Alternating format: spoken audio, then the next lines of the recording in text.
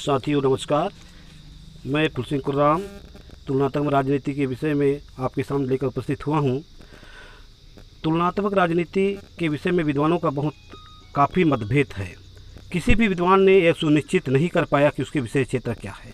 इस संदर्भ में जीन ब्लॉडेन ने तुलनात्मक राजनीति के विषय में लिखा है कि तुलनात्मक राजनीति में वर्तमान विश्व और अंतर्राष्ट्रीय सरकारों के प्रतिमानों का तुलनात्मक अध्ययन बताया है। तुलनात्मक राजनीति में सरकारों और संस्थाओं के अध्ययन के साथ साथ विभिन्न प्रकार के राजनीतिक व्यवहारों, राजनीतिक मतदान व्यवहारों का अध्ययन होता है। इसकी प्रकृति में यह बात बताई गई है कि पश्चिमी और गैर पश्चिमी और साम्यवादी देशों के संस्थाओं का तुलनात्मक अध्ययन, राजनीतिक संरचनाओं, अराजनीतिक संरचनाओं का तुलनात्मक अध्ययन, राजनीतिक संस्थाओं के साथ साथ मानव स्वभाव का भी तुलनात्मक अध्ययन तुलनात्मक राजनीति के अंतर्गत किया जाता है। राजनीतिक विज्ञान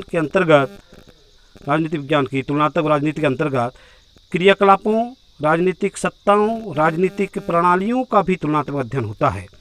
इस तुलनात्मक राजनीति की प्रकृति के साथ साथ उसकी क्षेत्र भी है, लेकिन उसकी प्रकृति को अगर आप विस्तार से देखना चाहें तो तुलनात्मक राजनीति में लंबात्मक तुलना की जाती है, जो एक ही देश के विभिन्न प्रकार के विभिन्न स्तर के सरकारों को प्रभावित करने वाले तत्वों या व्यवहारों का तुलनात्मक अध्ययन होता है।